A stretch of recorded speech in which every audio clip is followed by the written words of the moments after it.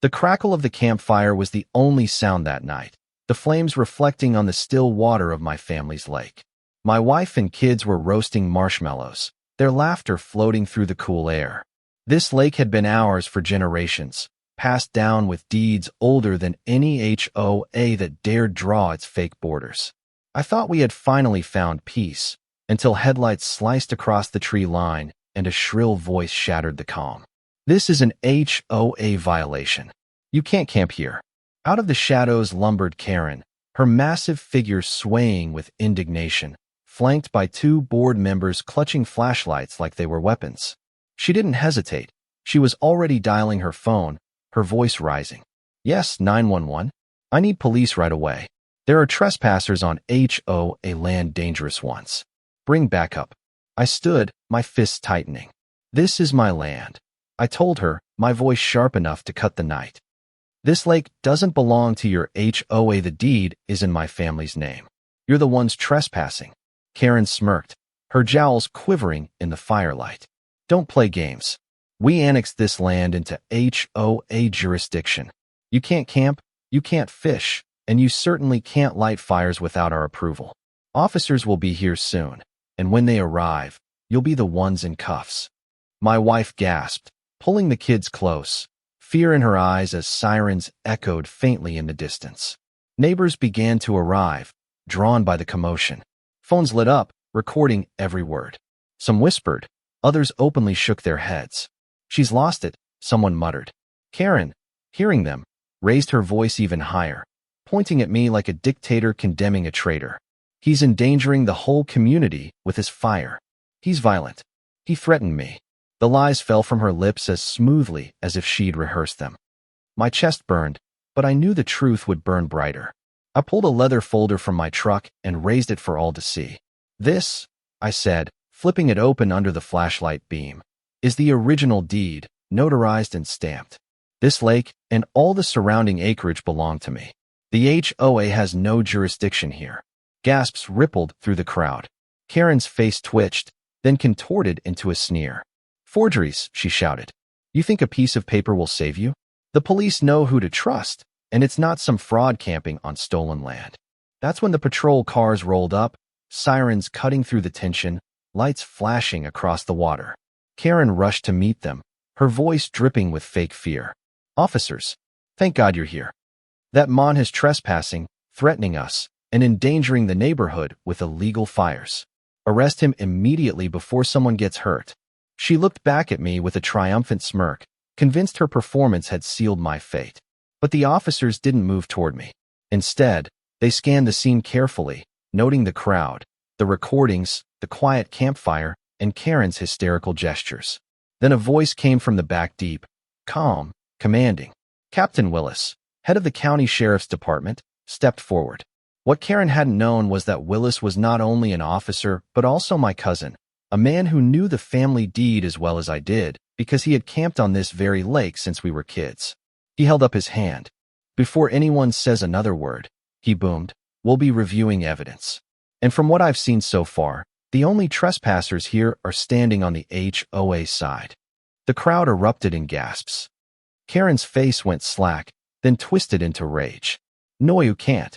I called you. I'm the HOA president. I make the rules here." But Willis's eyes were cold steel. "No, Karen, you don't make the law. Tonight, you broke it."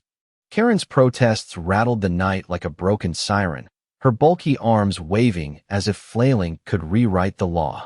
Captain Willis stood unmoved, his flashlight beam fixed squarely on her red, sweating face.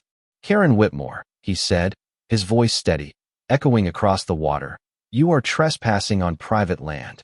You falsely reported an emergency, and you attempted to misuse law enforcement to intimidate a family. That is not authority, it is a crime." The crowd of neighbors, who once tiptoed around her tantrums, broke into murmurs of shock and vindication. Phones were still raised, catching every word, every twitch of her unraveling mask. Karen tried one last performance, clasping her hands as tears streamed down her cheeks. "I was only protecting the community," she wailed. "You don't understand. This man has always been dangerous." Her voice cracked as Captain Willis raised a hand, cutting her off. I've known this man since I was a boy. I've camped on this very shore with his family. You called in a false report to cover your trespass. And now, you're going to answer for it." Gasps erupted as the deputies stepped forward. Karen stumbled back, her double chin quivering, sputtering. "No, you can't do this. I am the HOA president. I am the law here." But the cuffs clicked cold around her wrists, and her scream carried through the pines like a wounded animal's cry. Her board members tried to retreat quietly, but the deputies grabbed them too, their flashlights cutting through the dark to expose their guilty faces. The trial that followed shook the county. In the courthouse, the video evidence played on giant screens Karen's shrill accusations, her threats, and then Captain Willis's calm declaration of truth. Witnesses lined up, each one adding another nail to the coffin of her credibility. Mrs. Lopez testified how Karen once fined her for drying laundry on her porch. Mr. Alvarez revealed doctored HOA letters demanding cash-only compliance fees. A single mother told the court Karen tried to evict her for hosting her child's birthday party in her own backyard. Each story was another brick in the fortress of corruption Karen had built, and each was torn down in front of the jury. But the real twist came when investigators revealed Karen's emails. They showed clear collusion with a developer or plan to seize the lakeside property under the guise of HOA jurisdiction, then sell it for profit. She had promised kickbacks, written in her own words. "Once we drive him off that land, the lakefront will be ours to monetize." The courtroom gasped. Karen buried her face in her hands, rocking as if she could undo the evidence, but nothing could save her. Her lawyer tried to spin her actions as misguided dedication, but the jury wasn't fooled. It took less than an hour to return the verdict: guilty on counts of fraud, trespassing, conspiracy, and filing false emergency reports. The judge's gavel slammed, his voice cutting the chamber. "You mistook power for law and arrogance for justice. You endangered lives for greed. You are sentenced to 6 years in state prison, restitution to every family you extorted, and a permanent ban from any governing role." Karen collapsed into her chair, her sobs echoing hollow in the chamber. The neighborhood changed overnight. The HOA dissolved, its fraudulent accounts seized and redistributed. Families once silenced by Karen's threats now stepped forward with pride.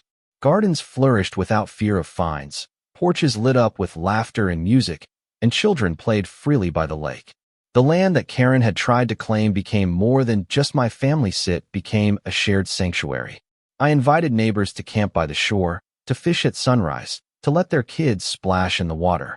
What Karen had tried to steal became the very thing that bound us together. Captain Willis visited often, his badge gleaming, but his smile warmer now.